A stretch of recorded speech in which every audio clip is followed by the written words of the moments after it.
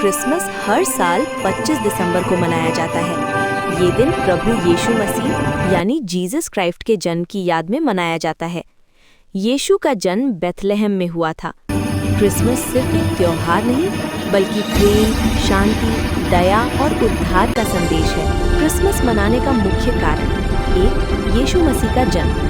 Bible के अनुसार परमेश्वर ने अपने पुत्र यीशु को दुनिया में भेजा ताकि पाप से भरे मानव को बचाया जा सके, अंधकार में रोशनी लाए, लोगों को परमेश्वर का प्रेम समझाए। बाइबल वचन, आज दाऊद के नगर में तुम्हारे लिए एक उद्धारकर्ता पैदा हुआ है।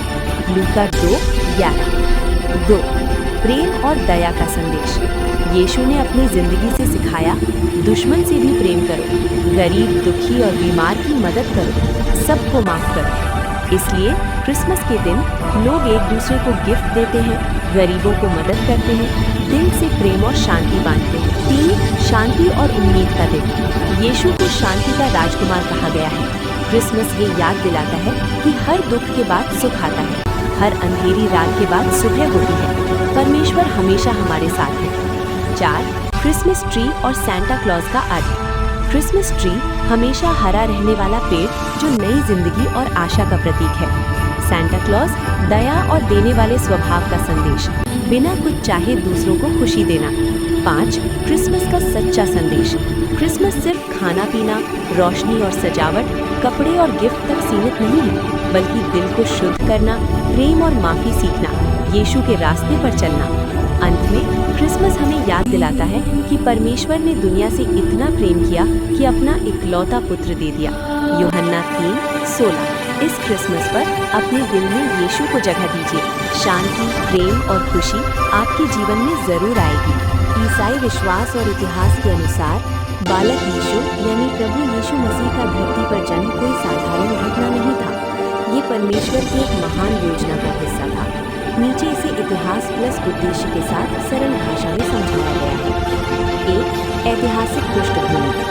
लगभग 2000 वर्ष पहले रोमी साम्राज्य के समय बेथलेहम नगर में यीशु का जन्म हुआ। माता मरियम, पालनकर्ता पिता यूसुफ। जन्म एक गौशाला में हुआ क्योंकि सराय में जगह नहीं थी। बाइबल संदर्भ लूका 2:1-7। ये दिखाता है कि यीशु ने राजमहल नहीं बल्कि गरीबी और नम्रता को चुना। 2, धरती पर आने का मुख्य उद्देश्य। 1, मनुष्य को पाप से बचाने के लिए। मनुष्य पाप के कारण परमेश्वर से दूर हो गया था। यीशु धरती पर आए ताकि मनुष्य को पाप और मृत्यु से छुटकारा मिले। लूका 19:10। 2, परमेश्वर का प्रेम दिखाने के लिए। यीशु के जन्म से ये साबित हुआ कि परमेश्वर मनुष्य से प्रेम करता है। यूहन्ना 3:16। 3, नम्रता और सेवा का मार्ग सिखाने के लिए। यीशु राजा होकर भी सेवक बनकर आए।